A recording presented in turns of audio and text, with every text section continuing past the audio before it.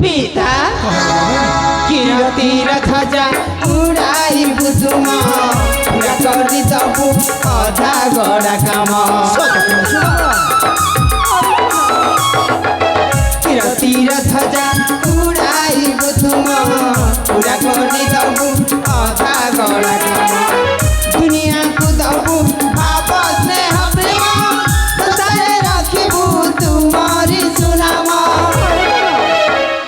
राजकीय धर्म जे करिबु तो पालन सदा बेले तब पासे हेउथिबु नमन अमृता तुम आश्रिता हे माता पिता अमृता तुम आश्रिता हे माता पिता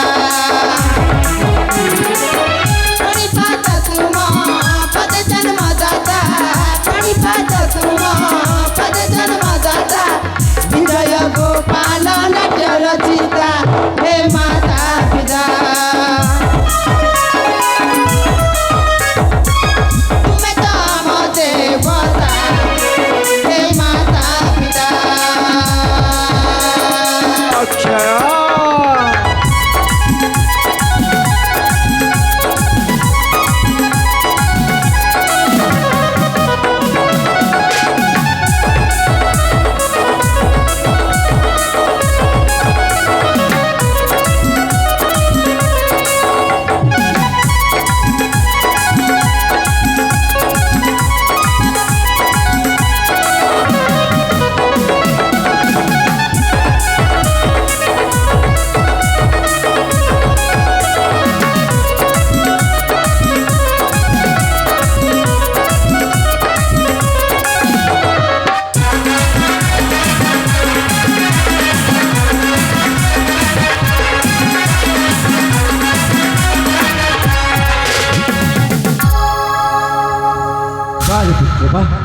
तवा दे भाई को देखिया जे आम जीवन तो धन्य हो जाउछु बाबा बाबा अक्षय पिता बाबा अभय पिता तवा दे भाई को मु आज एक निष्पत्ति शुणा को जाउछि से निष्पत्ति शुणिला परे तम दी भाईकर मन जेमिति उणा न हो बाबा ना पिता आ मु जो निष्पत्ति शुणेबी से निष्पत्ति रे मो पुआ अभयर सम्मतिटा निहाती दरकार बाबा हे पिता अभय तेरे प्रकाश करंतु पिता तेरे प्रकाश करंतु मो कहछु बाबा मो चेष्टा को अक्षय मो पुआ अक्षय को ए माणिक्य राज सिंहासन अर्पण करी मु मोर सेई वृद्ध जीवन को कालतीपात करिबी तेणु तेणु सेतिरे तोर मतामत कोन बाबा हे पिता अभय आपणक बात को केबे मन न था करिछि ना बाबा से होचथि मो ज्येष्ठ भ्राता से राजा हेले जहा मु राजा हेले ताहा एथि मोर कोनोसी आपत्ति नाही पिता एथि मोर कोनोसी आपत्ति नाही तू सत कहछु बाबा हां पिता बाबा अक्षय पिता ए हम जर समग्र जन पर जानि छंती हां रे बाबा मो हेउछि साबत पुत्र ना भाई पिता मो साबत पुत्र मध्य आपण केबे मते साबत पुत्र हिसाब रे देखि नांती अक्षय मो भाई अभय मध्य मते केबे साबत भाई बोली कहिनी ना भाई पिता मो हिसाब रे तो मो भाई अभय राजा है कथा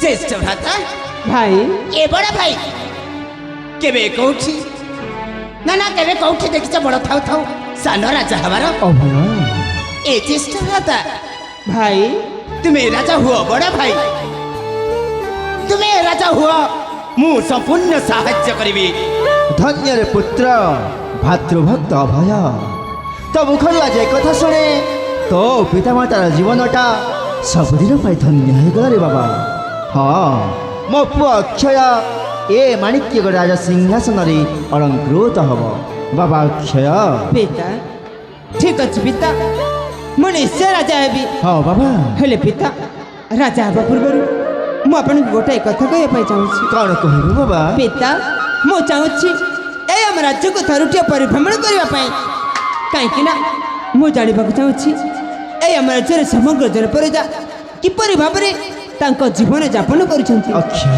ତା ମୁଁ ଥରୁଟେ ଦେଖିବାକୁ ଚାହୁଁଛି ପିତା। ଆପଣ ଯଦି ଆଦେଶ ଦେବେ ତାହେଲେ ଆସନ୍ତାକାଲି ମୁଁ ପରିଭ୍ରମଣ କରିବା ପାଇଁ ଯିବି। ଆସନ୍ତାକାଲି ତୁ ପରିଭ୍ରମଣ କରିବା ପାଇଁ ଯିବୁ ବାବା? ହଁ ପିତା। ତୁ ହେଲୁ ରାଜପୁତ୍ର, ଆଉ ରାଜପୁତ୍ରର କର୍ତ୍ତବ୍ୟ ହେଉଛି ସେଇ ରାଜଧର୍ମ ପାଳନ କରିବା। ପ୍ରଜାକୁ କିପରି ପାଳିତ କରାଯାଏ ଆଉ ସେଇ ପରାକ୍ରମୀ ଶତ୍ରୁକୁ କିପରି ଦମନ କରାଯାଏ ସେଇ କଥା ତୋତେ ଜାଣିବା ନିତାନ୍ତ ଆବଶ୍ୟକ। ନିଶ୍ଚୟ ପିତା। ହେଲେ ଗୋଟିଏ କଥା ବାବା, ପିତା ତୁ ଏକା ଯିବୁନି, ତୋ ସାଥିରେ ତୋ ସାନ ଭାଇ ଅଭୟକୁ ତୋତେ ନେଇକି ଯିବାକୁ ପଡ଼ିବ। ଏ କ'ଣ କହିଛନ୍ତି ପିତା? ହଁ। ମୋ ସହିତ ମୋ ଭାଇ ଅଭୟ ମଧ୍ୟ ଯିବା? ହଁ, ବାବା। ନା ପିତା ନା, ମୁଁ ଏକାକି ଚାଲିଯିବି।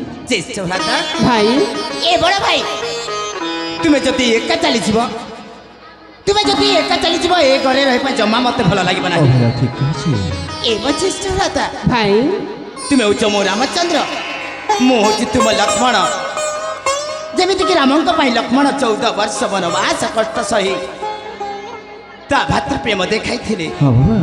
ঠিক সেমিতি মু সদা সর্বদা তুম পাদ সেবা করা চাহুছি। এ জ্যেষ্ঠ ভ্রাতা ଭାଇ মতে বি সাথী নেইকি যাও না, মতে বি সাথী নেইকি যাও। ଠିକ୍ ଅଛି ଭାଇ, ତୋର ଯଦି ଯିବାର ଇଚ୍ଛା ତାହେଲେ ଆସନ୍ତାକାଲି ତୁ ମୋ ସହିତ ପରିଭ୍ରମଣ କରିବା ପାଇଁ ଯିବୁ। সত কৌছ বড় ভাই। ହଁ ଭାଇ। মা এ মা মা মতে না ভারি ভোক হেলানি। ବାବା। ହଁ।